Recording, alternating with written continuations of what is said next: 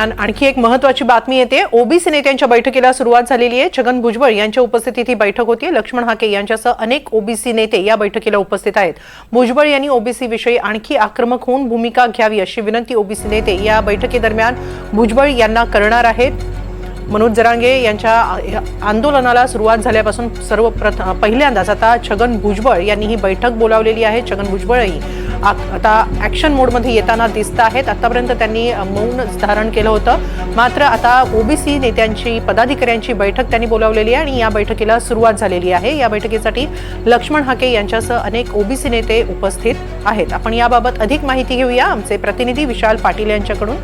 विशाल, काय अधिक माहिती? हेमाली, ओबीसी नेत्यांची आता बैठक सुरू झालेली आहे आणि छगन भुजबळ यांच्या नेतृत्वामध्ये या बैठकीला सुरुवात झालेली आहे। सगळ्यात महत्त्वाचं म्हणजे ओबीसी नेत्यांचं ज्या दिवशीपासून मनोज जरांगे पाटील यांचं उपोषण सुरू आहे आणि ज्या पद्धतीच्या मागण्या मनोज जरांगे पाटील यांच्या आहेत, याला समाजामध्ये एक अस्वस्थता निर्माण झालेली आहे। त्यामुळे मनोज जरांगे पाटील यांनाच धरून आता ओबीसी नेत्यांच्या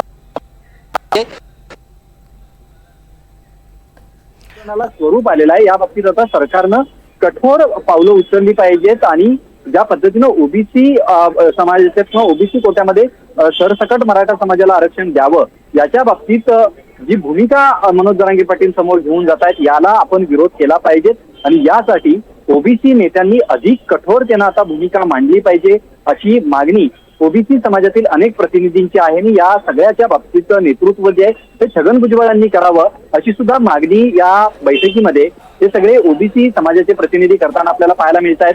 थोड्या वेळापूर्वी लक्ष्मण हाके सुद्धा या बैठकीमध्ये सहभागी झाल्यानंतर त्यांनी माध्यमांना ज्यावेळेला प्रतिक्रिया दिली होती, त्यावेळेला त्यांचं असं म्हणणं होतं की अनेक कुंडी नोंदी या बनावट पद्धतीनं बनवण्याला गेलेल्या आहेत, याच्या बाबतीत सुद्धा चर्चा आजच्या बैठकीत केली जाईल। मात्र ज्या नोंदी सापडत आहेत त्याच्या बाबतीत आम्हाला काही आक्षेप नाहीये, कारण का मंडल आयोगानुसार या नोंदी आहेत आणि त्यांना आरक्षण दिलं जाते। मात्र जाणून बुजून सगळी बनावट पद्धतीनं कुंडी लिहून जी सर्टिफिकेट वाटली जात आहेत, याला जो आहे तो विरोध असणार आहे असं त्यांनी सांगितलंय।